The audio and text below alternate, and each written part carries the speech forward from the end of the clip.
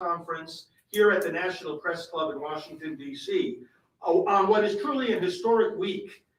Tomorrow, as we know, the U.S. Supreme Court will hear the oral arguments in the case of Dobbs versus Jackson Women's Health Organization coming out of Mississippi.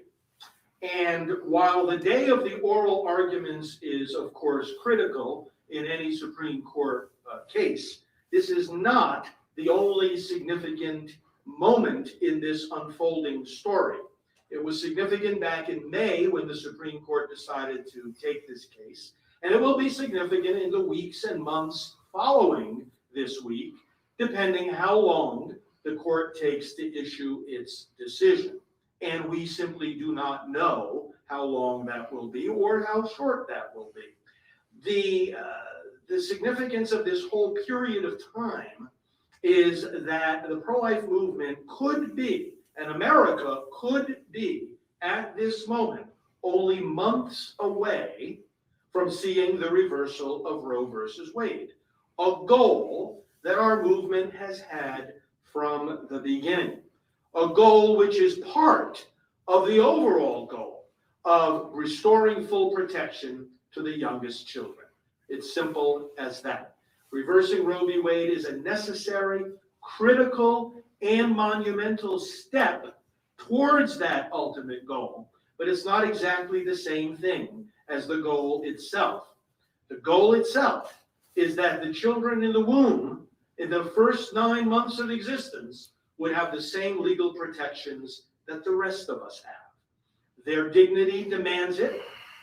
Their rights require it. The very purpose of government necessitates it.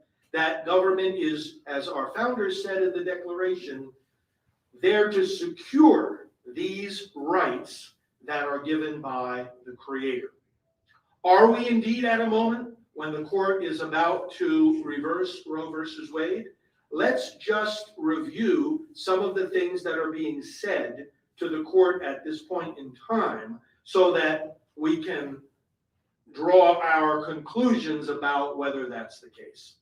So the state of Mississippi, as other states have done over recent years, passed a law protecting babies in the womb prior to the point of viability. The point of viability is that point which both Roe versus Wade and subsequently Planned Parenthood versus Casey in 1992 identified as the boundary line before which a state could not prohibit abortion or protect the unborn, as we prefer to say. After which they could if they wanted to, but indeed did not have to. Why did the court use viability as that dividing line? Well, first of all, certainly not because of the Constitution. It's nowhere in the Constitution, as abortion itself is nowhere in the Constitution. Nor did it derive it from the history and legal traditions of our nation. There is nothing deeply rooted in the history of our nation that speaks about any kind of right to abortion, or that certainly talks about viability as a significant dividing line. If you look carefully at the history of Roe versus Wade, you actually find out that about a month before that decision was issued in 1973, January 22nd, about a month prior to that, without the topic of viability having come up either in the laws that the court was reviewing from Texas and Georgia, or in the not one but two sets of oral arguments that occurred in 1971 and in 1972. And by the way, we're coming up on the 50th anniversary of the first set of oral arguments. A week from Monday, as a matter of fact, December 13th, was the first round of oral arguments in Roe v. Wade 50 years ago. That's very significant that these oral arguments tomorrow are taking place almost on the 50th anniversary of those of Roe v. Wade. But in any case, in those oral arguments, the topic of viability never came up, nor did it come up in any of the briefs that were submitted to the Supreme Court. It came out of nowhere. The justices put it in a memo as they were circulating among themselves, various memos and having various conversations. There had been a decision that made a passing reference to viability and whatnot, but there's nothing substantial here, constitutionally speaking, to using the point of viability as a dividing line as to whether somebody's going to be protected by law or not. In short, it's arbitrary and it's absurd. Constitutionally, it's absurd, baseless. Medically, it is also unworkable as a dividing line. First of all, why in the context of abortion, which aims to kill the child, does the child's ability to survive make any difference at all? It's completely irrelevant to what it is that you're about to do. If you're going to kill the child, there's no point to asking whether that child is able to survive. Viability is a concept that combines the characteristics of the child, the health condition of the mother, and the medical technology and commitment available on the part of the medical team who is involved in that particular birth of that particular child, all together resulting in a prediction rather than a specific point in time. Viability is a prediction. When you combine all those factors, it's not just about the timing of how long has the child been gestating in the womb. That's one element. What is the condition of the child? What is the condition of the mother medically? And what is the condition of the medical technology? And not only the condition of the technology and the availability of those methods that could help the child survive, but very importantly, just as importantly, what is the level of commitment on the part of those doctors, nurses, and others on the medical team to making that child survive? If you have two facilities in the same city, viability will mean a different thing in both of those facilities. If one of them has the philosophy of saying, we're going to do everything we can to help that child survive, and the other has the philosophy of saying, any child that comes out of the womb prior to, let's say 23 weeks, we're not going to do anything. Well, obviously, viability means different things in those two institutions in the very same city at the very same time. For the court to continue to say to the states that they can't protect these babies prior to viability, for the court to say that viability has any meaning as a boundary line for whether we're going to protect life, is completely outdated and absurd. That is one of the many things this week, and tomorrow in particular, that is being said to the Supreme Court. Not only by Mississippi, which passed and enacted this Gestational Age Act in 2018, and will be defending it in court tomorrow, but also by the many briefs that have been submitted in support of Mississippi in this case. I have had the pleasure, by the way, and let me just add this as a point of information, of speaking with the legislators in Mississippi who were responsible for this law, both in the House and in the Senate. Representative Becky Curry was the author of the bill in the House. And in the Senate, Senator Joey Fillingane, together with Senator Angela Hall, who was a primary spokesperson for the bill, shepherded it through the process. And of course, former Governor Phil Bryant signed it into law in 2018. And they are going to be honored, by the way. These three legislators I just mentioned will be honored here in Washington, D.C. on the day of the March for Life. We're going to have a prayer service that morning in Constitution Hall. And each year at that prayer service, we present a National Pro-Life Award, recognition award. We want to give the whole pro-life movement a chance to thank these legislators for what they've done in enacting a law that indeed is now not only getting the attention of the Supreme Court, but could be a vehicle for the reversal or the severe weakening of Roe versus Wade as we continue to move forward.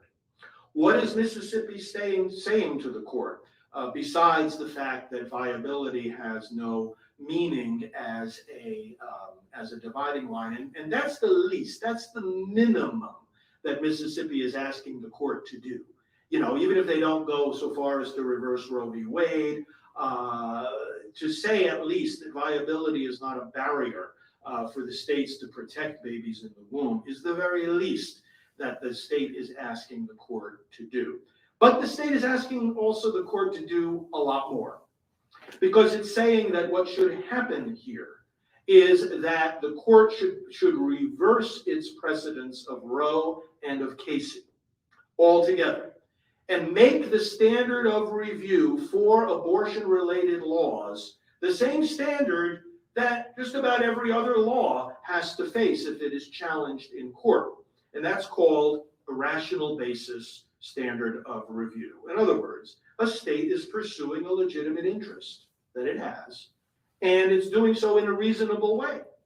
The law it passes is reasonably related to the legitimate interest that it's trying to pursue. You want to protect babies in the womb. You want to protect the health of mothers. You want to protect the integrity of the medical profession. And those are the three state interests in particular that are at issue in this case. There are other interests too.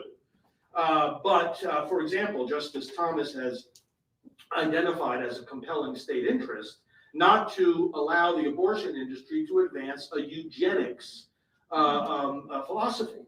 A practice of eugenics is the abortion industry is deeply rooted in that, as we know, especially through Margaret Sanger, who founded Planned Parenthood.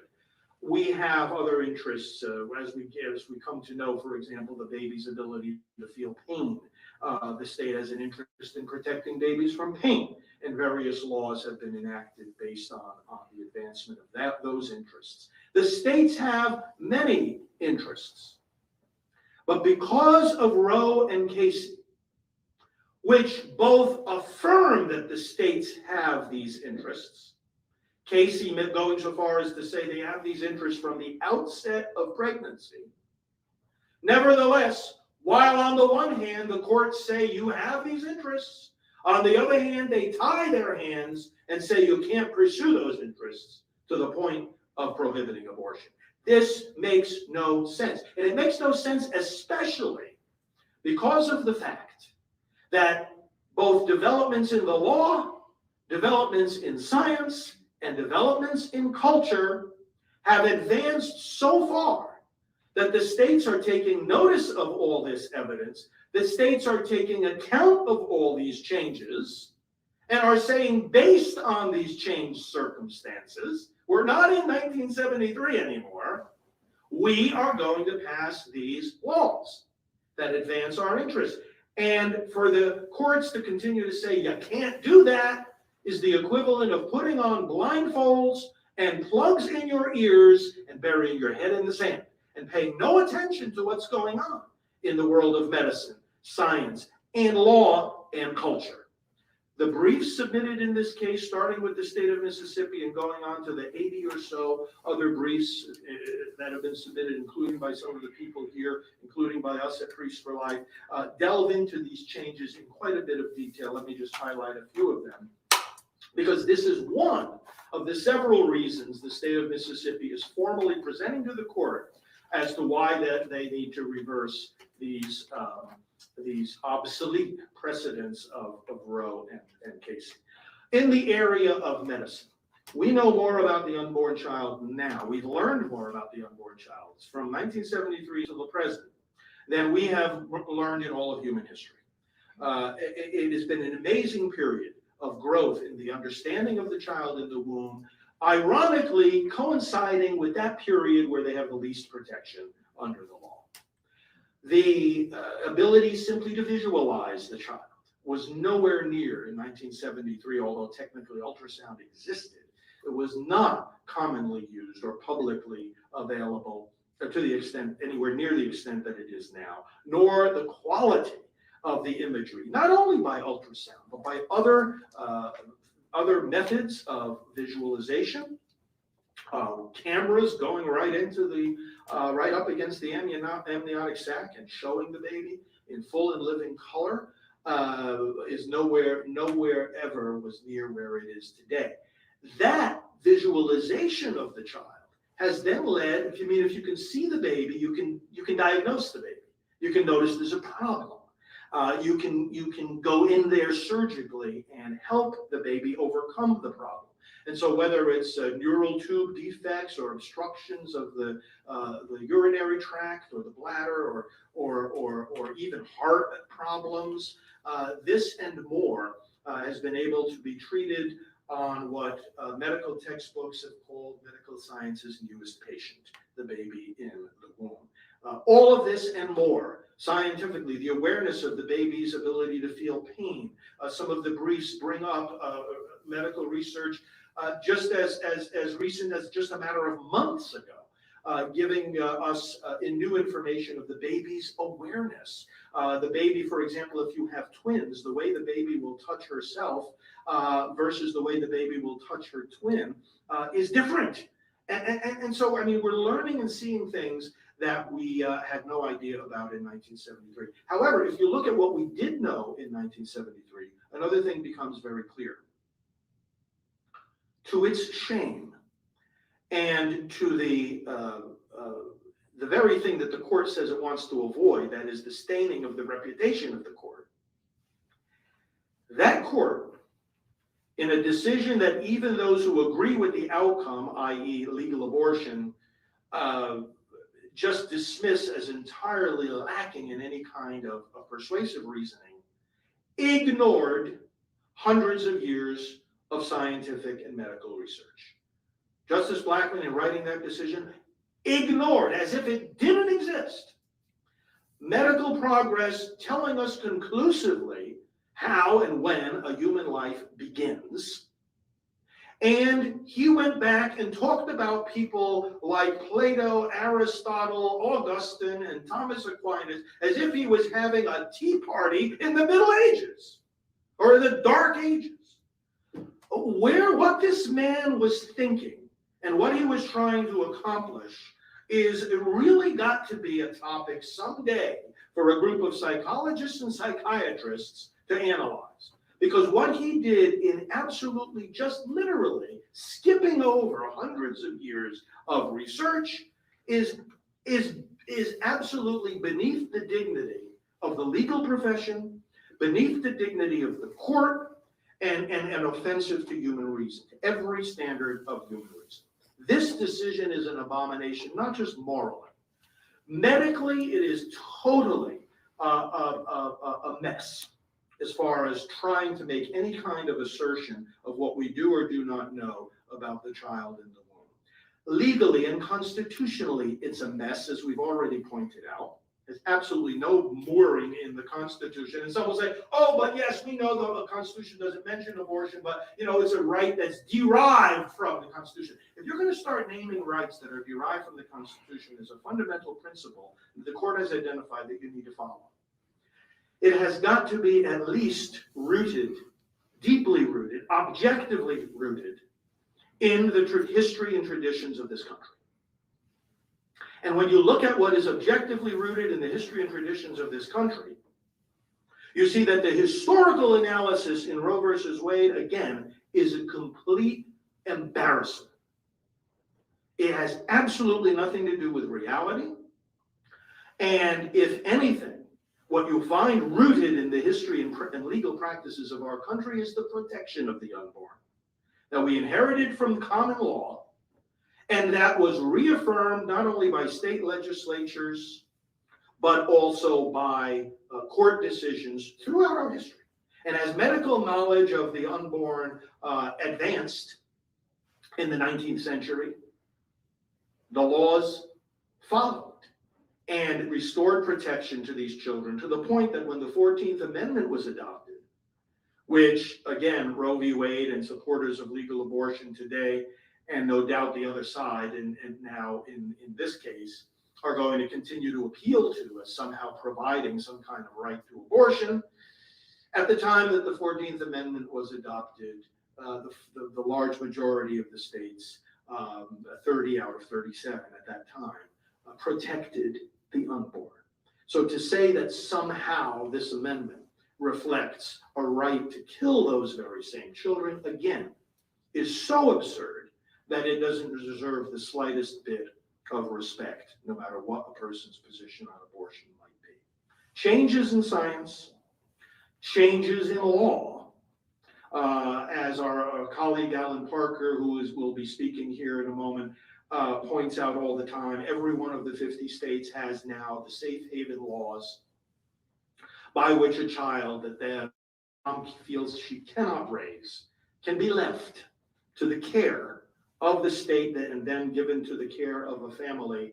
Takes away the argument in Roe versus Wade that somehow we need abortion, takes away the argument in Planned Parenthood versus Casey that there's a reliance on abortion, and therefore we have to keep it available for someone who feels they cannot raise that child. This is no longer the case, if it ever was.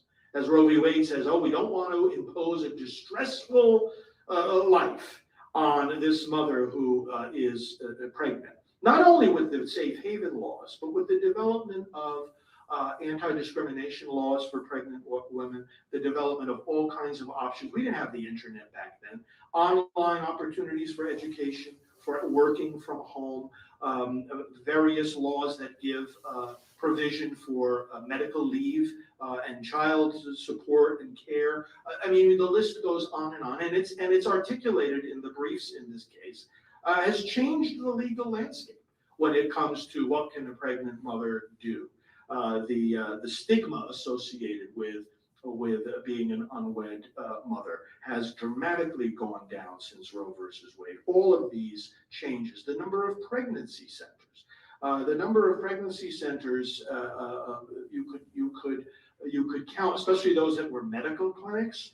You could count on one hand when these precedents were issued. Now the pregnancy centers outnumber the abortion clinics by over 3 to 1.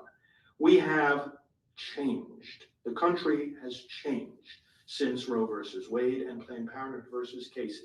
Changed in such dramatic ways that the rationale they gave for legalizing abortion is simply no longer there. These precedents need to be reversed, furthermore, because they have caused tremendous damage and they have proven unworkable.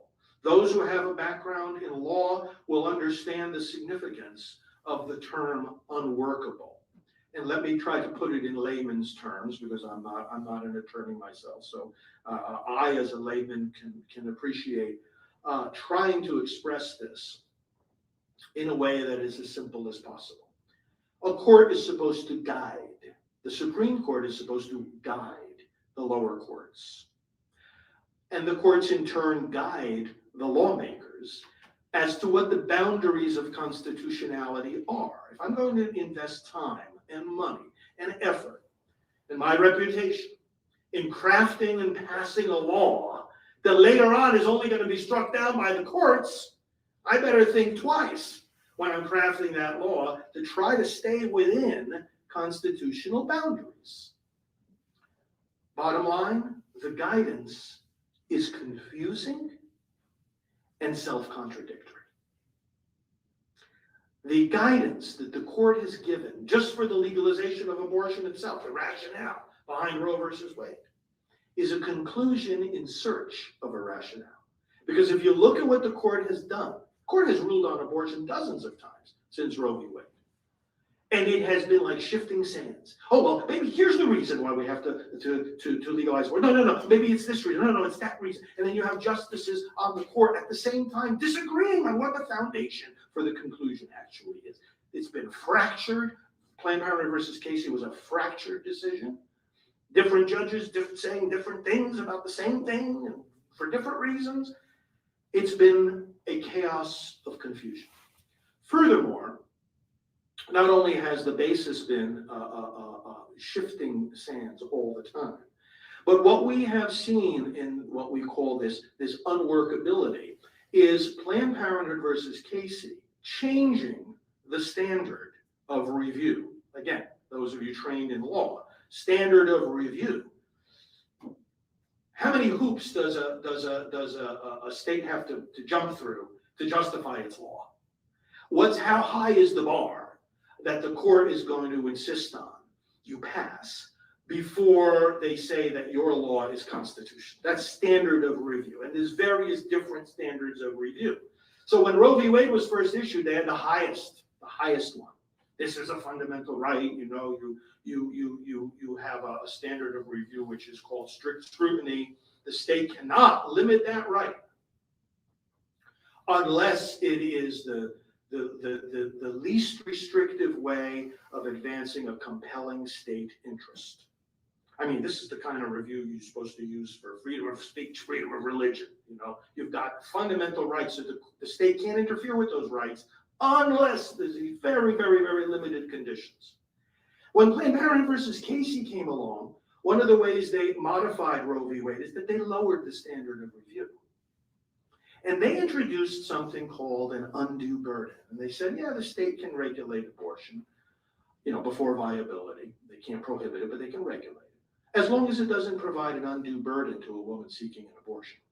Well, brothers and sisters, stop for a minute and think about that. That's not a standard. That's a conclusion. If something is a burden, you come to that conclusion after you analyze. If it's undue, well, that's a judgment. That's a conclusion. It's not a standard. It's not a measuring rod, an undue burden. Again, let me put it in as simple terms as possible. What does it mean? Answer, we don't know. What does it mean to the justices? Answer, they don't know. What does undue burden mean to the lawmakers? Answer, they don't know.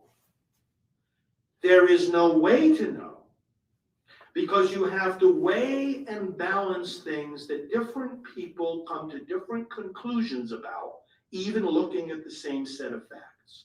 We don't know what it means, because in those words themselves is a conclusion, not a standard. It's undue. Well, who says it's undue?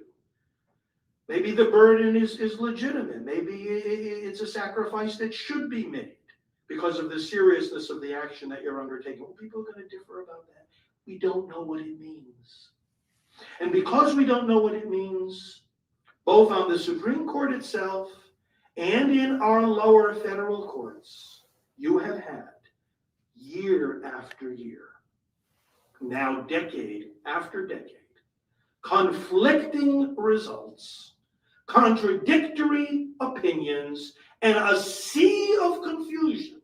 So that today, if a state passes a law regulating abortion, neither those lawmakers nor the federal judge to which the pro-abortion groups go as soon as that law is about to be enacted have any idea whether the Supreme Court is going to call it an undue burden or not. That is unworkability. It's a standard that doesn't work, and it's not just because we think it doesn't work, it's because the record proves it. So we have had a long track record here of just confusion, and the state of Mississippi now and the amici in this case are saying to the court, let's end the confusion. And let's stop giving abortion a constitutional status that no other medical procedure has. Why is it that just abortion has this constitutional status? The states pass laws all the time in regard to any other kinds of procedures or practices in our society. And again, they are subject normally to the lowest level of review. I talked about these different standards of review and what kind of hoops does the state have to jump through. The lowest, the most reasonable, is the rational basis standard of review. Is the state pursuing a legitimate interest? And is the law, as I mentioned before, reasonably related to that? That's all you need. And what Mississippi is saying is apply that standard of review. Get rid of Roe and Casey. Stop the confusion. Stop giving abortion this heightened constitutional status. And let's get back to a situation, and here's the final point that I'll make here, brothers and sisters.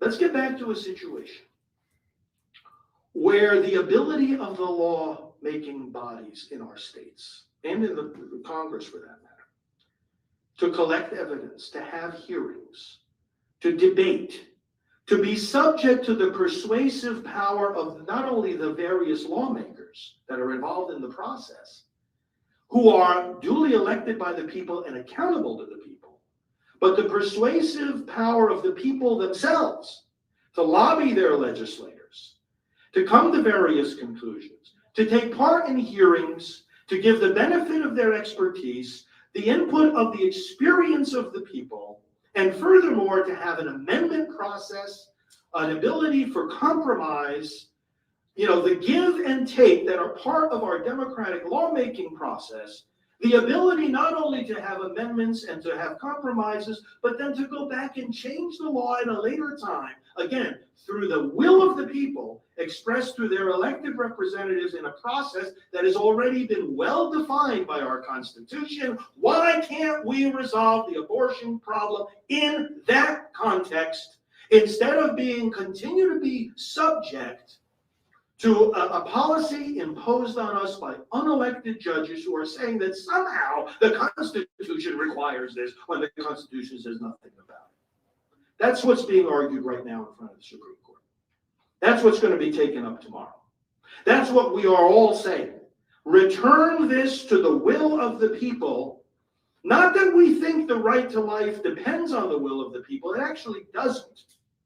But the fact is that when you are crafting public policy, it's the process we already have in this country by which the will of the people has the ultimate weight that will get us to the desired conclusion, which is exactly what I started with, that these children in the first 9 months of their existence should have the same protection as the rest of us. That's the only conclusion that human reason comes to. But human reason has to come to it through the process that's already been laid out for us by our Constitution and the system of government that we have. So, brothers and sisters, when the court is dealing with a question of what the Constitution means, they've got to get it right. Because if they get it wrong, and they say, as the court has been saying for almost 50 years, the Constitution requires the right to have an abortion. If they get it wrong, you only have two alternatives after that to get it right again. Either you go through the deliberately, extremely difficult process of amending the Constitution. That is a steep hill to climb, and it's the right thing that our founders made it a steep hill to climb. We're the only country in the world still operating under its original Constitution. No other country can say that. Either you have to amend the Constitution to correct the error that here's what the Constitution means, or the court has to change its mind.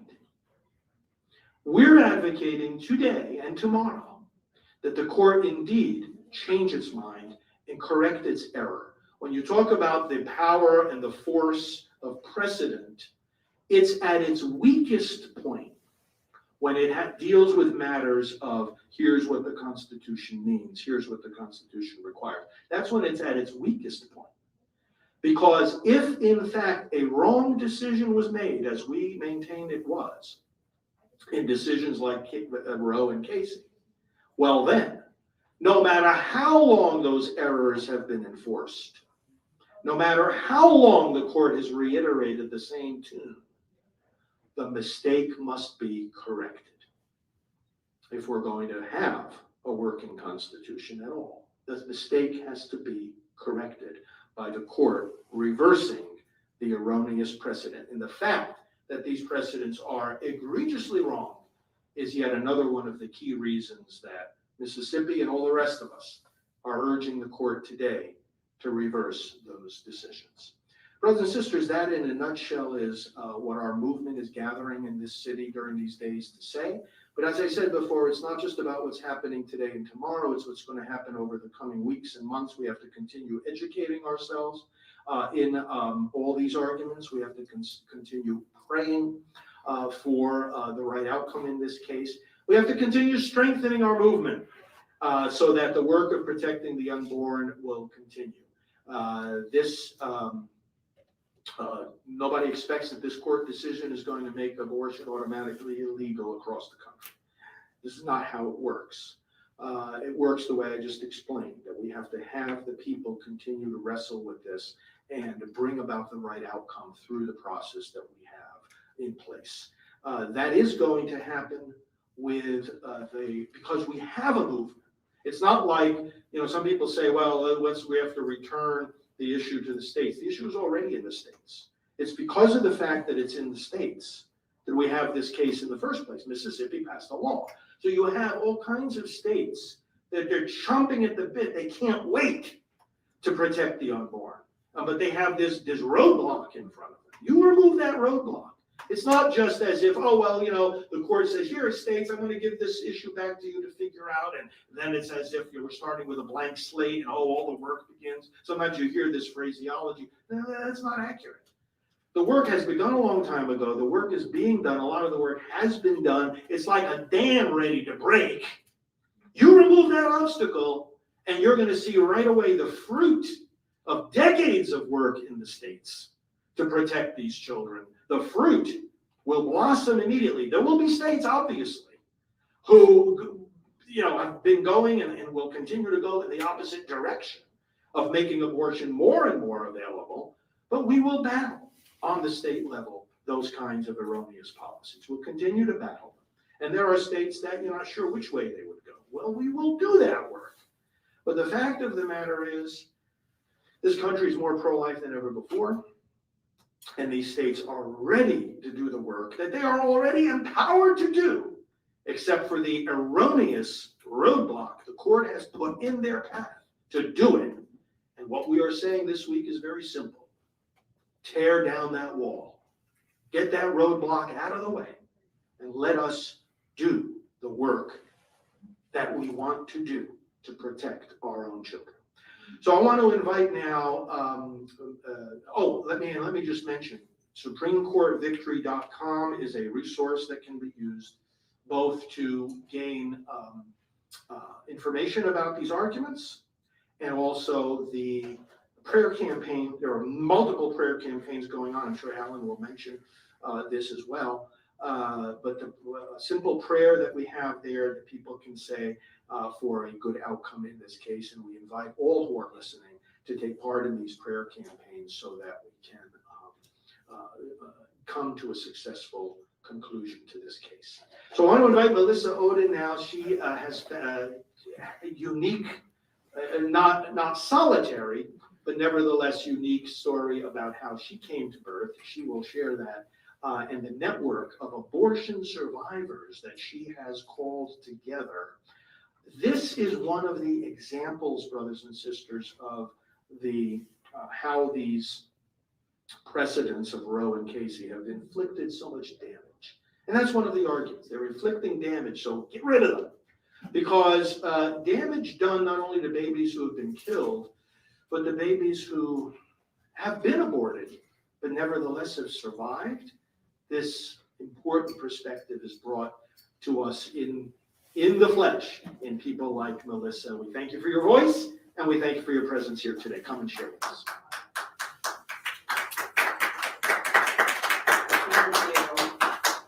As you can imagine, there's a lot I could say as the Supreme Court takes up these arguments this week, but I'll start with, I think, a piece that we all know to be true.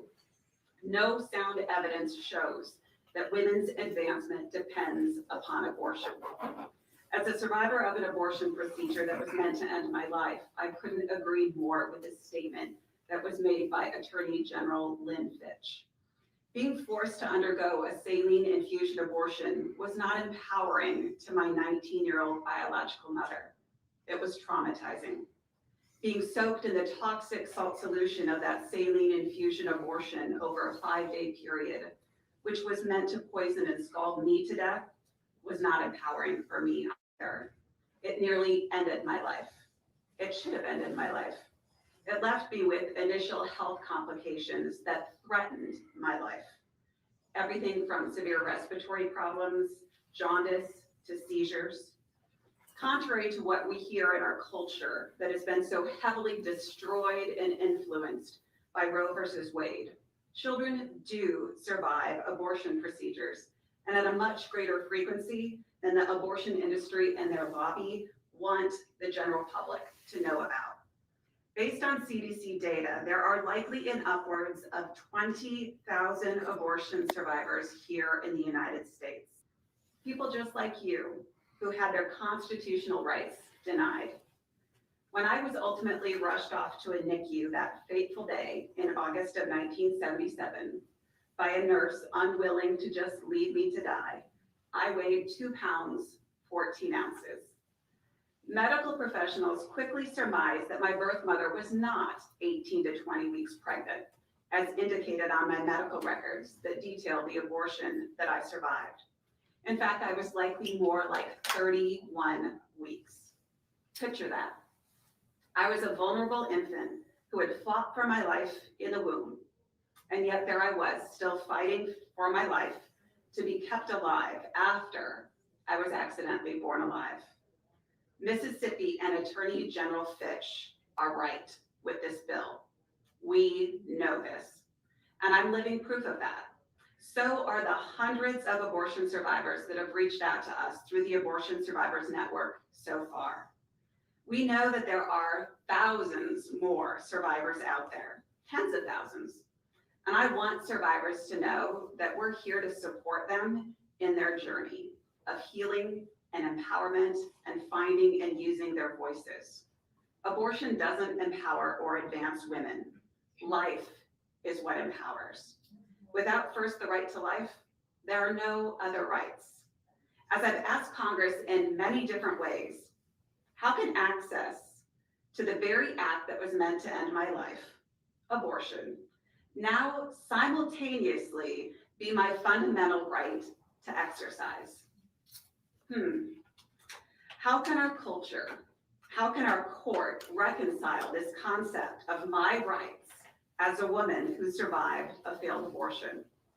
We reconcile it by recognizing that in women's advancement, as evidenced by my birth mother's experience and mine, as well as the hundreds of other survivors and their mothers that I know, we know it's not dependent upon abortion.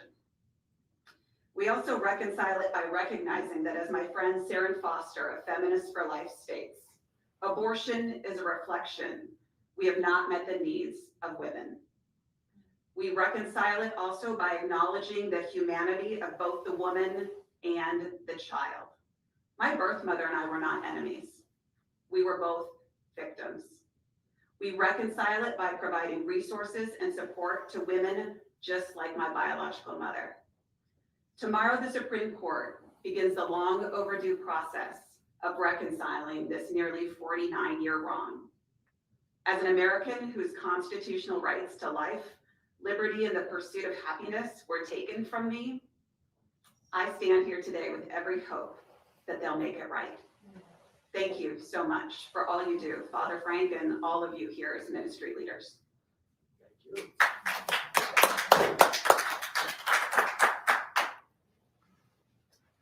Thanks so much, Melissa. It's always good to have your voice and your collaboration in this great movement. And thanks for your leadership of that network of survivors. So the Justice Foundation is headed by Alan Parker, and there are so many national efforts that he and I have been able to collaborate on, including later today, the unrolling of, will it be both scrolls, Alan, containing, well, some 500,000 of our fellow citizens have signed on to what is called the moral outcry. Alan has been leading in so many ways with his legal expertise, the eventual overturn of Roe v. Wade and its progeny. Alan has, over the years, represented Norma McCorvey and Sandra Cano, the original petitioners in Roe and Doe, and who became pro-life. He has helped women who have had abortions to let their voices be heard, and that will occur here today at this press conference. So I want to invite my colleague and friend Alan Parker to speak next. Alan, welcome.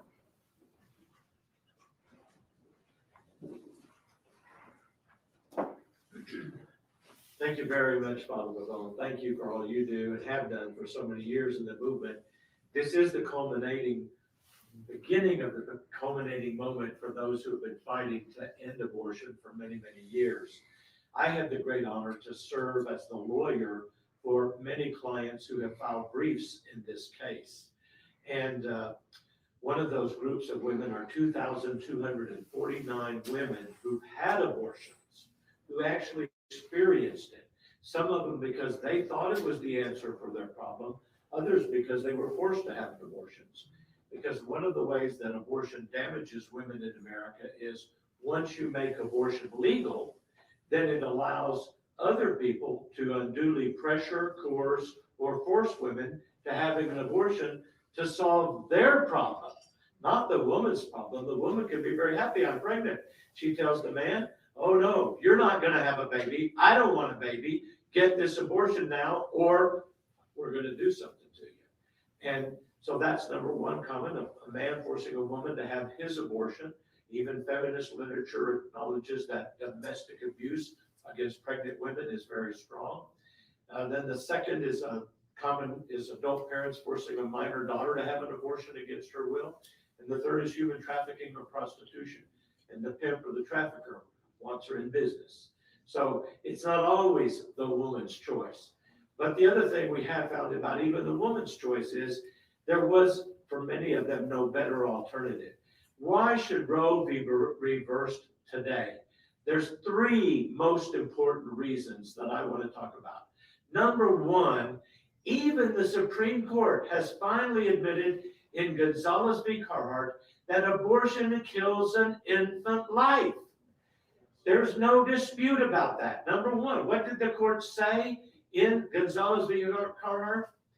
Some women come to regret aborting the infant life they once created and sustained. Just think about that for a moment. It's not a fetus, it's not an embryo, it's not an unborn child, it's not a preborn child. These are words we use, but the court has said it's an infant life. And we all want to protect infant life. I don't think any woman in America wants to kill an infant, even when they get that. I mean, if someone does, they have severe emotional problems. And I think we'd all recognize that. Even people who say, I'm for abortion, they want to help women. Well, the second thing we now know from women themselves and scientific literature and from the court's own admission, right after they said some women come to regret aborting the infant life, they said severe depression and loss of esteem can follow. In a minute, one of the 2,249 women I represent, Cecilia Sullivan, is going to tell you what that depression and other things are.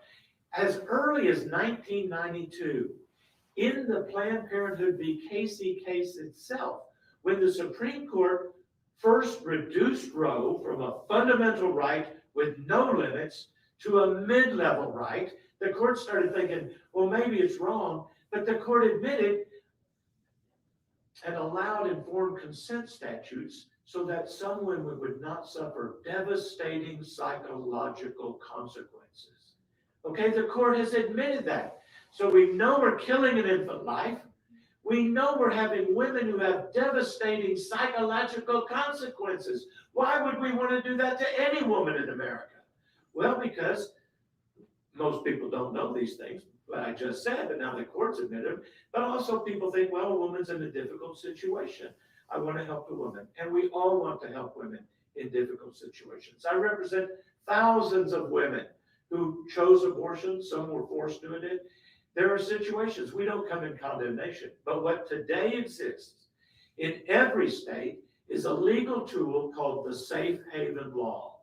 All 50 states have one, and if abortion were banned today in any state or every state, no woman would have to parent a child that she does not want to parent or can't parent because of her life circumstances. So we can have compassion for women without killing the child and having survivors even of abortion who demonstrate that it's life that we were attempting to kill. We can have, without killing the child, without injuring the women, we can say you can have the freedom of Roe v. Wade without these disastrous consequences. What is safe haven law? Under that law, you simply deliver the child safely to a hospital or fire station or other designated safe spot by that state within the time allotted for that state. It usually is like a hospital or fire station or an EMS facility, 3, 30, 60 days, 90 in some states. So that's all it is. It's there in every state. And you know the advantages of abortion, over abortion? Think about these things. One, it doesn't kill a human being, which is a crime against humanity when the government withdraws legal protection from a class of humans. 2, it doesn't hurt women. But 3, it's free to the woman, unlike abortion. She doesn't have to pay $600 to $1,000, $2,000 for an abortion. But the abortion industry doesn't tell women that. They say, give us your money, we'll take care of your problem. I remember one of the women in Operation Outcry saying, they told her 10 minutes, you'll never have to think about it again. And she said, there's not a day go by I don't think of my child, where he would have been, and the grief and sorrow that I had from taking the life of my own child. So it's free, no legal procedure, no medical procedure.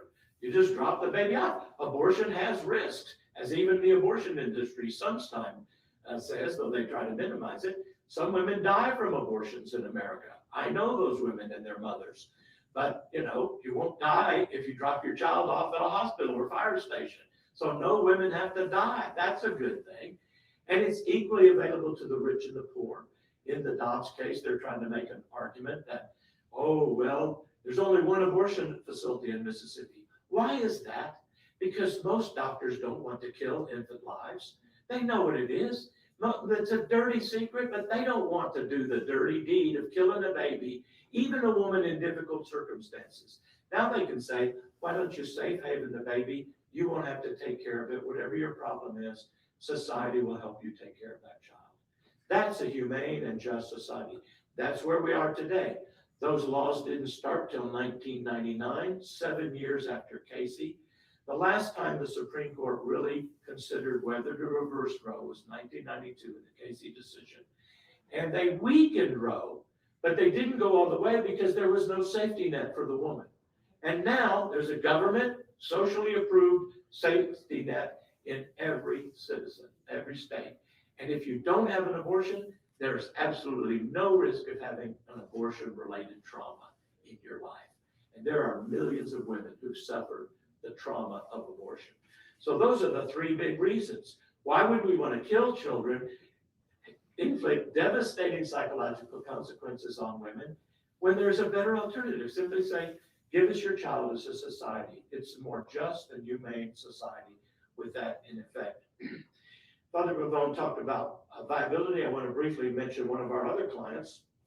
We represented in this Dobbs case the first formerly frozen human embryo to file a brief in the Supreme Court of the United States. All of us listening to this broadcast were former embryos. We all started out that way, but most of us weren't frozen. But through in vitro fertilization, which didn't exist until 1978, 5 years after Roe v. Wade, Hannah was conceived in a Petri dish at fertilization, and then she was frozen a few days later.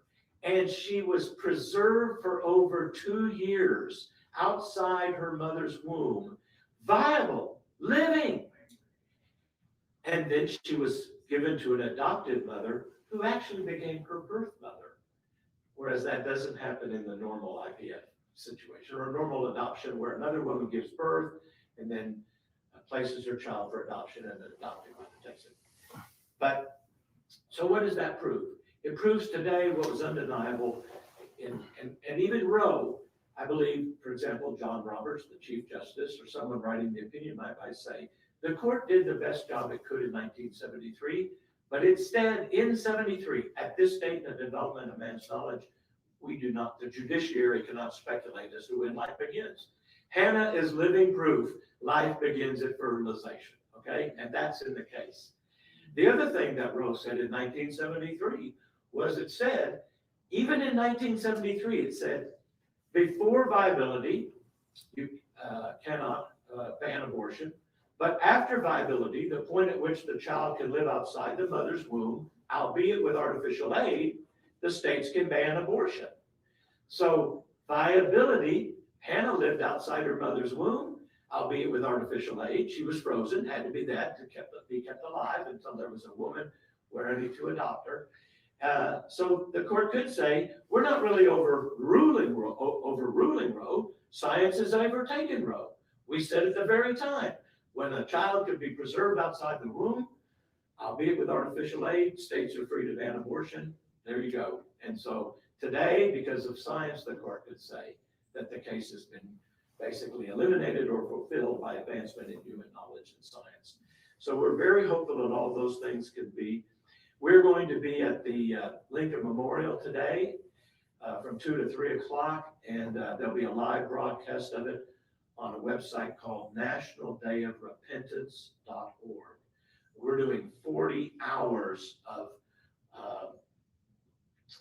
broadcasting on nationaldayofrepentance.org, beginning at 1 o'clock, then at the Lincoln from 2 to 3. Then we're going to march to the Martin Luther King Memorial from there, from 3:30 to 4:30, we'll be there. So why are we going to those two places? Both of those giants of American history fought against Supreme Court decisions that purported to settle a social issue for all time, and yet in effect were great injustices and crimes against humanity. We think of Lincoln as fighting slavery, but he really was fighting against the Dred Scott decision of the United States Supreme Court just before the Civil War, which didn't still the waters, it provoked the Civil War. And I believe stopping abortion may be the only way to end a civil war in America. And we're going to be praying that we don't have to have a civil war in America. But we can, just like anti-slavery could not give up, even though it was the settled law of the land, even though the Supreme Court said it's in the Constitution, we cannot give up defending children in the womb. Just like Melissa, just like Hannah, just like all of us. We were once all in that womb. We're all human beings. When does human life begin? Mary Strachey, Mary Browning, who was the lead attorney on Hannah's brief, put in the brief, when does life begin? It begins at the beginning.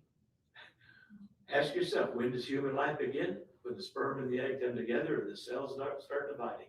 That's the same human being that may end up living in a nursing home at the end of the life, needing help also. We all need help at certain times in our life.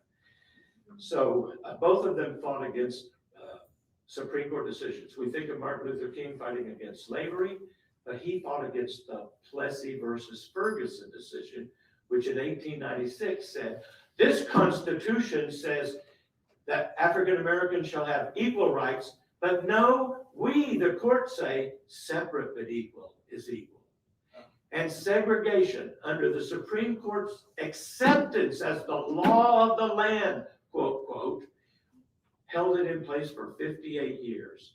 It wasn't until 1954 in Brown v. Board of Education that the Supreme Court reversed it and said, you know what? Let's go back to the Constitution, which says equal rights for all. What does it say over the court? Equal justice for all. But the children in the womb are not getting that. And we need to stop it just like we stopped slavery, just like we stopped segregation. And the court did the right thing in Brown by reversing its own 58-year-old precedent. Last year, when Justice Kavanaugh joined the majority, reversing a 1972 precedent concerning unanimous jury verdicts, he said Brown v. Board of Education was the most important and greatest decision in the Supreme Court history. The Supreme Court did not create new rights for African Americans. No, they just went back to the Constitution. There is no right to abortion in the Constitution. The word is not even in the Constitution, but you know what words are in the Constitution twice? The right to life. In the 5th and the 14th Amendment, no person shall be deprived of life without due process of law, meaning you have to do something terribly wrong and be convicted of it before the state can take your life. But the Supreme Court said, we're going to take them all in the womb. So I want to introduce at this time Cecilia Sullivan. She is one of the courageous, amazing women of Operation Outcry. Operation Outcry tells the world the truth that abortion hurts. It does also help get women in touch with abortion recovery resources, but she's going to tell you what abortion does to women who got abortions. Thank you, Cecilia. Thank you, Alan. I was 17 years old when I became pregnant, and because of fear of telling my parents, I waited 5 months until I was finally able to tell them. They immediately arranged for me to have a saline abortion at a hospital. I was dropped off at the hospital. I was injected with a very long needle, and a saline solution was injected into my body, the solution that would burn my baby's body and kill him. I went through labor and delivery by myself and until I gave birth to my dead baby. I later found out it was a baby boy. My life spiraled into a life of self-destruction, depression, alcohol, drugs, promiscuity. I hated myself. I hated what I had become. My self-esteem was so low that I thought I didn't deserve a better life. I had 3 more abortions. Abortion became a form of birth control. After all, it was only a blob of tissue, or so they told me. I was never counseled. I was never given another option. I wasn't told about the baby's development. I suffered years of pain and regret, guilt, shame, until the love of Jesus Christ saved me and healed me and brought restoration in my life. And I have to speak and tell the truth that abortion hurts women. Abortion kills a human life. Abortion has devastating psychological consequences on women, just as it did on me. And it is time for the truth to be heard about abortion. It is time to protect infant life. It's time to empower women. With the safe haven laws, now a woman can relinquish her child and she doesn't have to go through the pain and the suffering of abortion. Our nation is suffering because of abortion. It's been 48 years, I believe, of suffering, women suffering with sometimes with this pain hidden inside of us for many years. It is time for our nation to heal. It's time for women to be healed. It's time to empower women, and it's time to save babies in the womb and outside the womb. Thank you. Thank you very much.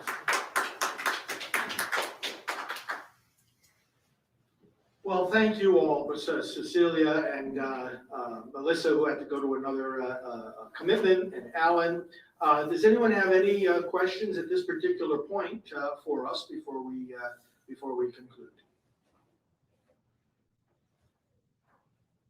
We want to thank our online audience and the media outlets who have been covering this and who will also be picking it up later and tomorrow. This will get wide distribution, and to all the participants, we'll make the relevant links available so that you can have it and share it. So thank you very much, brothers and sisters, for coming to the National Press Club here this morning for this event, which really kicks off 2 days of activity, intense activity, national activity, not only here in Washington, by the way, but I should point out that as Alan said, it's a national day of repentance. People are taking part in this in cities, towns, and villages across our nation, in their churches, at prayer rallies being held at state capitals, at abortion mills. There is a wide range of activity taking place all around the country these next couple of days, and for very good reason, as we've outlined here today. So thank you all. God bless you, and let's move onward to victory.